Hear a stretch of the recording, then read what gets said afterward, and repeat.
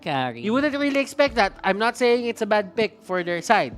Pero I'm sure na may iniisip dito yung NXP Solid dito sa lineup na ginagawa nila na to.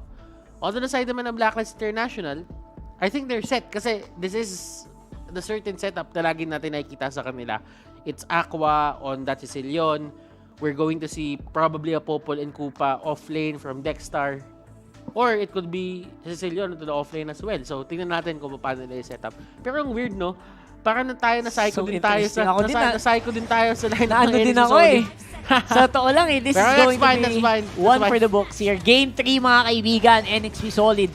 Laban sa Blacklist International.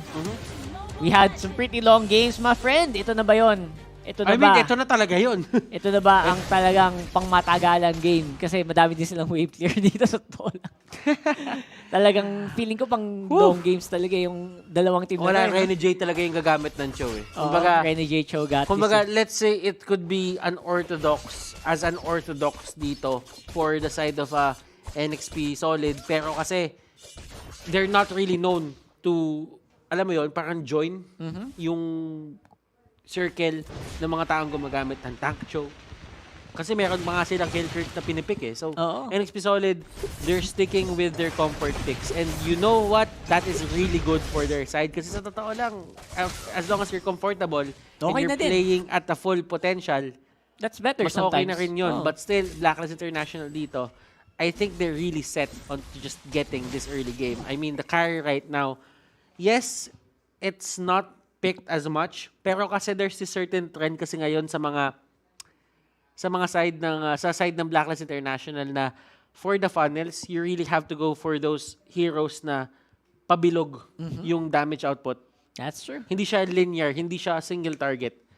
So, carry might take them down one by one.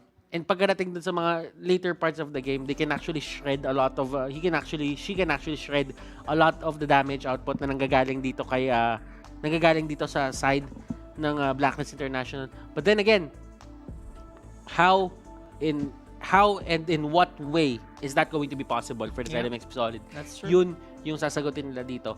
Blacklist International, to be honest, it really just boils down onto playing that certain simple setup na ginagawa nila kanina. Just get the pick-offs, let full clip shine, and dun sila mananalo.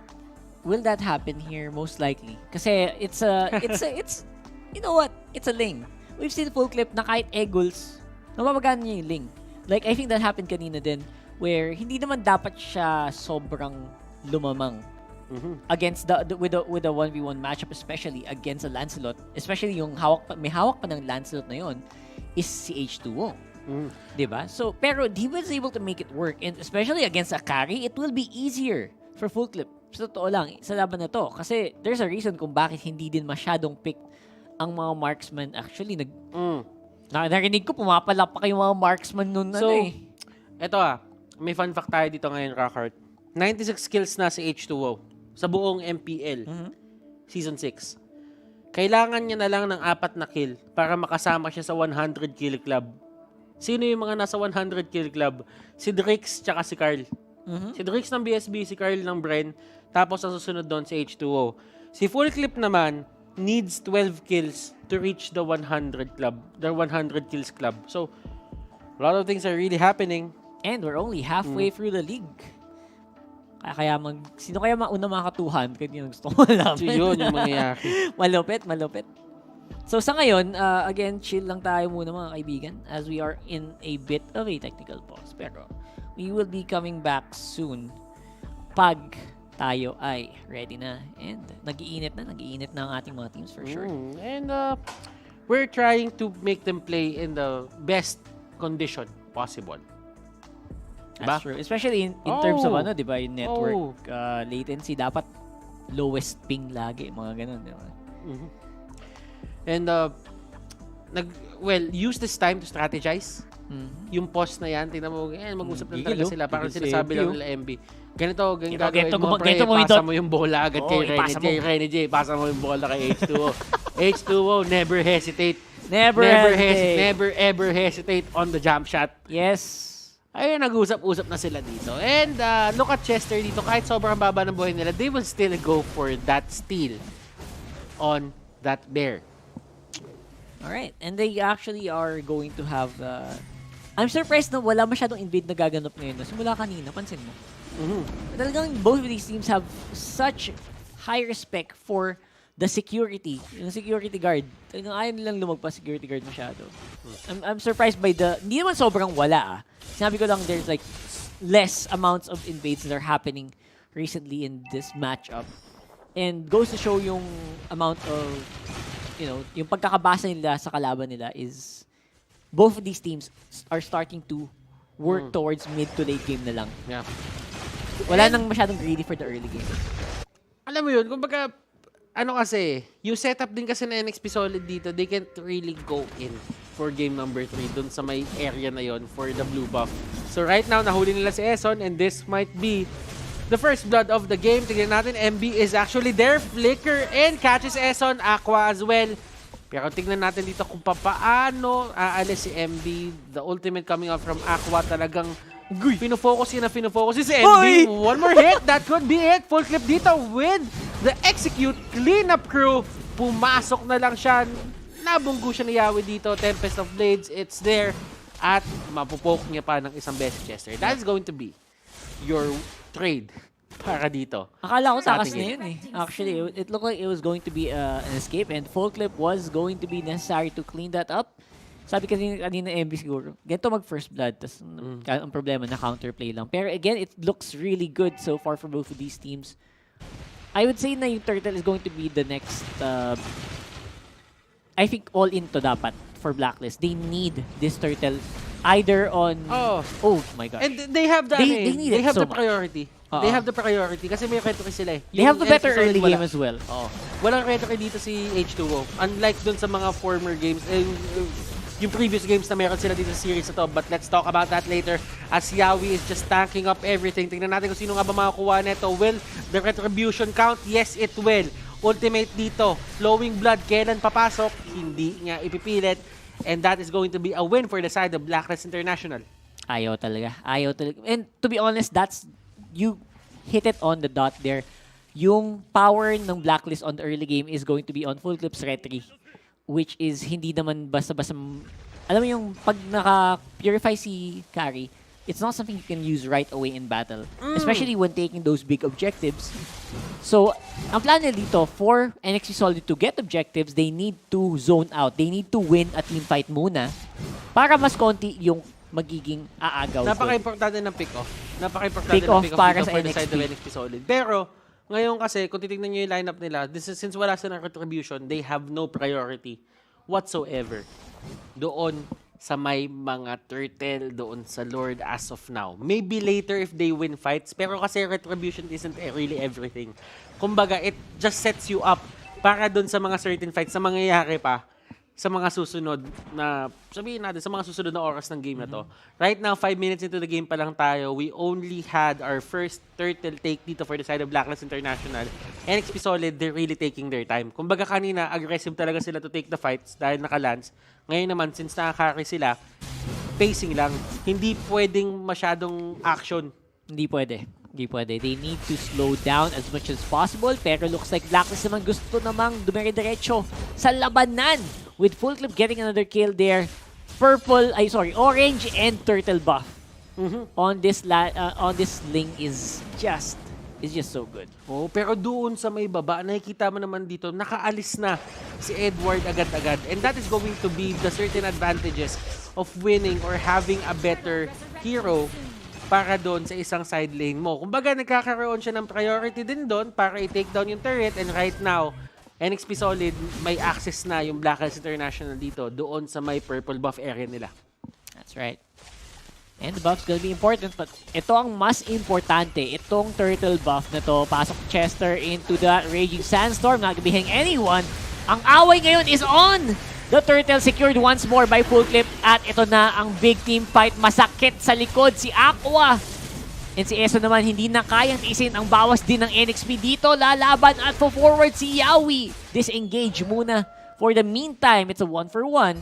Turtle on the side of BLACKLIST. Okay, good yung ginawa ng BLACKLIST International doon. Alam nila may priority sila, kaya pinilit nila yung pag-take ng turtle na yon. ang ginawang tama doon ng side ng NXP Solid is they take down full clip agad. So, ibig sabihin, yung turtle buff, naglaho lang. Tama.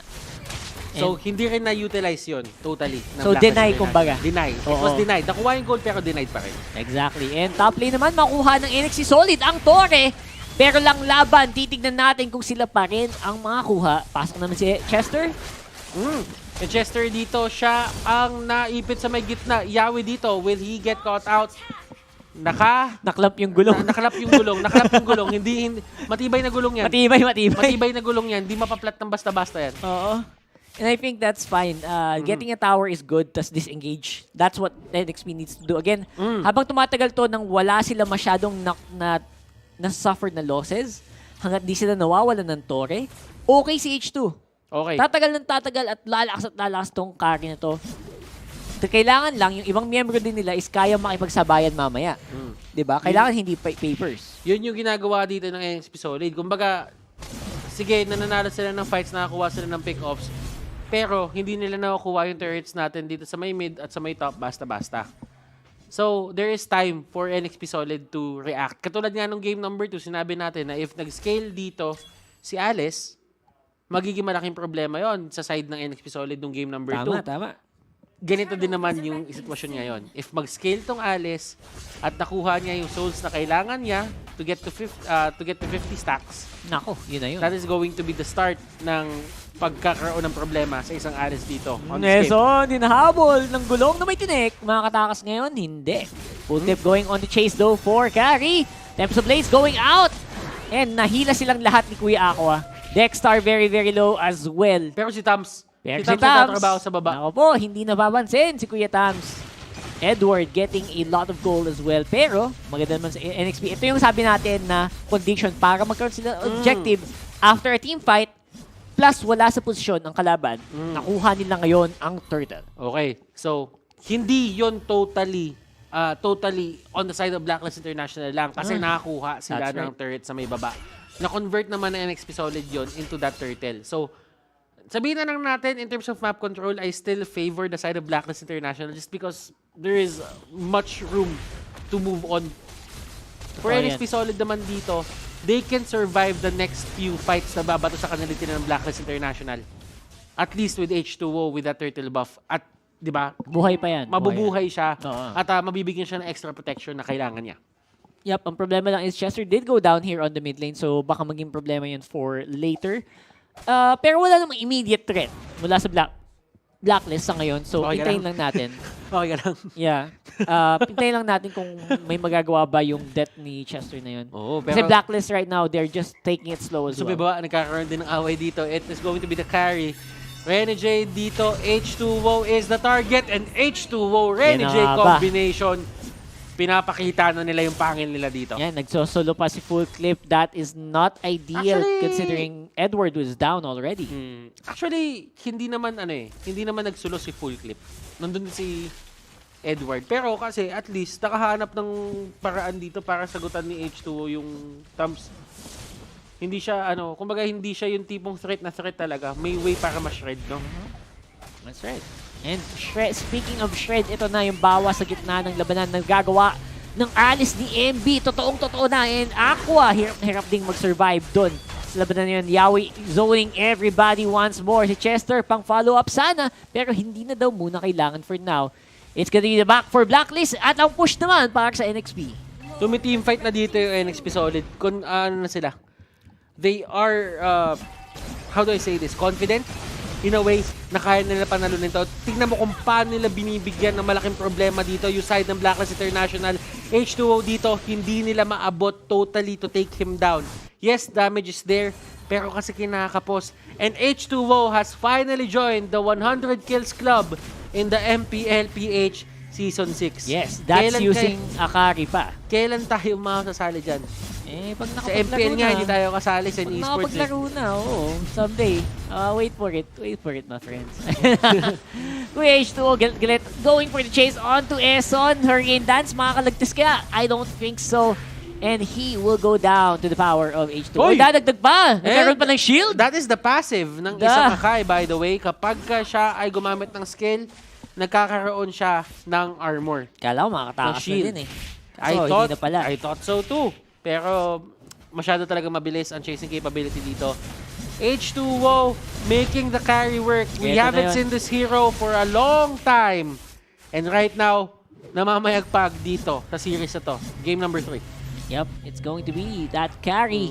Nagbubunyi ang mga marksman natin. Finally, may representative na daw sila aside from Lee Sanshin kasi sawang-sawan daw sila kay Lee Sanshin eh. So, ito naman, si Kari naman ang papakitang gilas ngayon and looking like they are ready for a possible win. And tingin ko, they're on a good way. They're on a good way to getting this. As long as they can protect this Lord, madami silang bawas. Madami silang damage na magagawa sa Blacklist International base. Yung ano din kasi, yung dating din talaga kasi ng NXP Solid dito, hindi sila mabuli ni Edward eh. Kasi kanina, di ba, Edward had free reign to go over them. Ngayon kasi, nakuha niya yung tabs, kinahaki nila. Ibig sabihin, para nagkaroon ng sagutan ng problema. Chester dito with the ultimate, nakapag-flicker siya palabas. Lumuhod doon, no one goes down. The 1v1 sa baba na nagaganap. Tams versus Cho. Rene J very, very low. Mukhang hindi na muna niya ipipilit. And that is going to be the successful defense para sa Blacklist. And masaya sila doon na nakuha nila yung ganong pacing. NXP Solid dito, nag-push lahat ng waves papunta dito sa side ng Blacklist International. And that is a win in itself. Kung may na-takedown siguro isang turret, mas nanalo pa sana sila. But still, the fact remains na NXP Solid dito, they are just moving as if sa kanila yung buong mapa na to. Totoo yan. And that's just how you do it. That's just how you do. And moving around the map like this is indication na talagang malaki-laki na din yung lamang. Hindi lang sa control sa mapa, kundi pati na din sa gold. Although, it's only 4,000 gold actually. 4,000 gold at 13 minutes, mukha siyang hindi malaki. Pero since yung gold na yan is mga nasa hero na tulad ni Kari, sa H2O, kay H2O, it actually does make NXP more threatening. Mas nakakatakot silang tingnan. That is actually a good point, Rockhart. Still, Chester dito on the other hand. Nahuli na si Edward dito and he gets shredded off. Peel composition. Rose Gold Meteor going to H2O. Tignan natin dito kung paano pipigilan ng Blacklist International yung pagtulak dito ng side ng NXP Solid. They lost one person. How will they hold? And look at this, MB going in with the ultimate. Tignan natin, Eson dito with Hurricane Dance. Yawi getting pushed back. He will go down. Whoa! And they stop the push. Grabe. Yung pasok ni MB doon actually was super commendable. Pero for some reason, they had to pull back. Someone ordered to pull back from there and he had to walk paatras. While the rest of his team just suffered so many hits. So many turret hits as well. Let's go and look at the replay dito. Hashtag Shave the Day on the Gillette Instant Replay. Maganda yung pasok ni Yawi kasama si MB. Pumuwersa na pa-forward pero looks like ang naging problema dun is they were trying to look for Full Tip who was in the Tempest of Blades at that time. And si Chester, napakababa din dun sa laban na yun. That's why they needed to back off. And that was the Gillette Instant Replay. Hashtag Shave the Day. Rockhart, pacing ng game natin ngayon. Kari is doing work. Yeah, he actually is doing work. H2O, 6-0-1-4. Kahit na medyo nag-fail yung ibang team fights nila, they're still making it work for H2O. He's not suffering any... Patatawag ba nating fight? Kasi what they go for is pick off muna tapos tsaka sila sumahabol eh. Well, fight kasi apat naman silang magkaharap. Oh, so, sabagay. hindi yun pick off na like mag-isa lang sa mapa. Yeah, that's true. Yeah. So, it's a fight. Overall, I think siguro they were happy with one kill pero again maybe they underestimated the power of Blacklist under the tower. Okay, totoo. And kahit si Popol and Kupa dito, nagkakaroon din ng problema yung alaga niya eh. Nasasaktan eh. Unless kontrolin mo talaga yan na hindi siya maabot ng carry, masasaktan. talagang mag-unload siya mag-unload si H2O dyan eh. And this is percent HP damage. So kahit gano'ng kataas si HP niya, hindi siya ganun kasakit. Hindi siya ganun kakakunan. And kailangan pa rin nila mag-ingat dito. They still have the retribution onto the other side. Full clip dito. He is going in, trying to actually take down someone. MB dito will be the first one to go down. And look at this, Rene J going to the backlines. Aqua dito, iba yung nasipa ni Rene J. Pero sabi niya, kakayanin pa rin naman yan, pero he will actually go down. And that is a godlike for H2O. Nahuli nila dito si Edward tsaka si Eson. Aqua, Dexter, full clip. How do you fight this? Okay, that's gonna be it. That's the problem. Because buhay si H2O. And actually, full clip is alive naman din naman, pero I don't know. It's gonna have to be another defense game. Napaka-defensive ng dalawang team na to, sa totoo lang. Minsan, feeling ko sumusobra na eh. On a July instant replay, we will definitely see na ang laking bagay ni Eson keeping everyone alive in that matchup. At considering yung lagay din ngayon ni Edward, he is not as tanky as he thinks he is. That's why nasobra din yung dive niya going to H2O. That's why na-take down din siya sa laban na yun. Actually, shoutout kay Manjin. Napaka-lupit ng galawan niya. Rinig na rinig yung galawan yun sa may gilid. Pero alam mo, Dexter dito, ang sabi naman niya, down? Parusahan natin yung dalawang support nila. Yawi and Chester, they go down. Is this a time na dapat kumuha ng Blacklist International ng Lord? Dapat na yata kanina pa eh. Because they backed off. And now, pabalik na ulit si Yawi sa mapa. That was a 3v5. For a solid how many seconds? Meron silang ibang plano, Rockhart. They go in, 7-0-5 pa rin dito si Carry, H2O. Sino-zone out sila ng isang aso. Tignan natin kung paano nila gagawin to. Rene J dito, nandun sa may backlines. He is the primary target dito for everyone onto the side of Blacklist International. They're trying to take them down. Jit Kondo, knock-up is there. He's still alive. He will go down. MB dito, nahuli silang tatlong magkakatabi. Surprised! Winter Truncheon, Aqua dito, getting caught out. Full clip on the other hand, nandoon sa may gitna. He's trying to push. He's trying to set the pace para dito sa may Lord. But his allies will go down. Yup. At kinokontrol din siya ni Chester na hindi siya basta-bastang makapag-clear ng wave ng dire-diretso. So he's always being forced to back off. Now this Lord, walang kasamang pupush dun sa bot lane. And feeling ko that is a very good thing para sa NXP. They basically just nullified the Lord take by taking kills of their own after that team fight. So I'm very curious to see how fast NXP got that.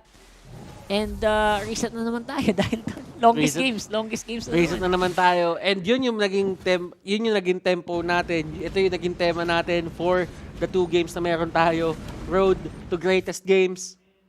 And kung mabilis tong game 3 na to, anticlimactic yun. Sa bagay, nga eh. No? Napaka-weird naman nun. Parang minadali. Kung 12 minutes, tapos agad. Hindi! Sabi ni Ginoong Baltes, todo na natin to. And it is happening. We are on the 20-minute mark almost. Oy, teka! Teka, grabe naman yun! Ayan, Raging Sandstorm palayo, pero nasunog na siya ni Edward with the Molten Sights. Tower goes down in mid, and they are now collapsing onto the middle of the pit. Nahuli nila si full clip dito, Rene J with the heads-up play. Aqua, kinakalmot-kalmot siya ni Iori dito sa may likod. Pero Eson, siya ang susunod na tutumba. Rene J talagang gustong-gusto niya dito makuha si Aqua. He will go down as well. Dexter dito, last target, final target for the side of Blacklist International. And they are going to march on. Nagmamadali dito yung mga members ng NXP Solid. This is the long march. This is the long march. Sige, sa inyo ang Lord, amin ang base. Sa inyo ang... Oh my goodness, NXP. Oh my God, sa NXP. haba-haba na nangyari, they return the favor. They win this series. 2-1. NXP Solid. Pangalawang beses sila nakita.